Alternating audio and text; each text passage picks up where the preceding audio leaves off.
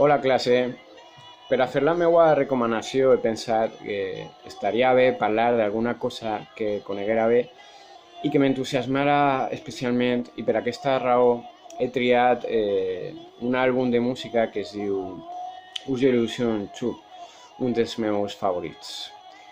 Probablement el nom del disc no vos diu res, però si vos dic que es tracta de Guns N' Roses, ara sí que ja sabeu de què estic parlant, perquè estic segur que tot el món ha escoltat alguna vegada alguna cançó com a mínim de Guns N' Roses, i probablement, encara que siga una cançó a soles, vos agrada. He triat aquest àlbum perquè encara que l'àlbum de debut, el mític Appetite for Destruction, que és l'àlbum debut més venut de la història del rock, és molt més reconegut, aquest àlbum és més interessant, és posterior, òbviament, i va eixir a l'any 1991.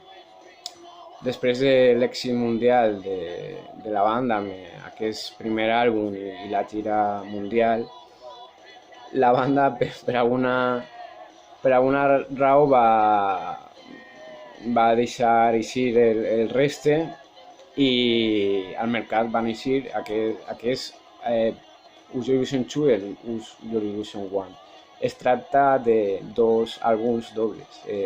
Aquest en concret té 14 cançons, que serien com perfectament dos àlbums de Kiss, per exemple, que normalment porta 7 o 8 cançons per àlbum, i es tracta d'un disc que trenca en la fórmula clàssica del rock, tant en quant a fórmula compositiva com a instruments. Bàsicament destaca la presència en moltes cançons del piano, però també en altres s'introdueixen elements com el saxofó i uns altres.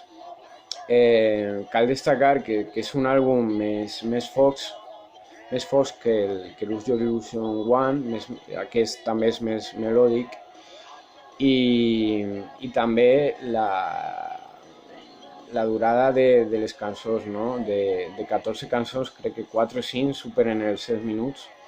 Estem parlant d'obres megalòmanes realment molt interessants. Una d'aquestes és la que estem escoltant ara mateix, és Locomotive, i realment si no t'agrada massa Guns N' Roses, aquesta cançó és desconeguda perquè inclús als concerts no es sol tocar, i com esteu escoltant, la cançó porta una tendència a un determinat registre que ara ha canviat totalment, pareix una altra cançó. També l'àlbum té cançons reconegudes, mítiques, com la versió de Bob Dylan, Knocking on Heaven's Door, la balada Stranger i Civil War. Són les cançons més reconegudes, a banda de probablement la cançó més diferent en aquest àlbum, que sí que és més ràpida i més contundent, que es diu You Could Be Mine, que va ser la primera que va eixir quan també va coincidir amb la pel·lícula Terminator 2, que és la banda, forma part de la banda sonora d'aquesta pel·lícula. Hi ha un videoclip on apareix Schwarzenegger amb els Guns N' Roses i tal, coses dels 90.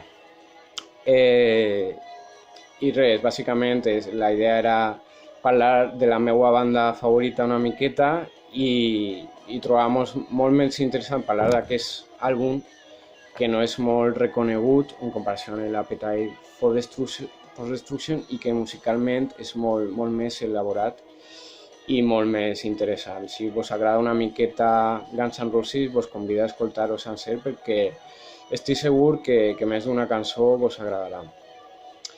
I res, espero que vos hagi agradat la meva recomanació. Ciao.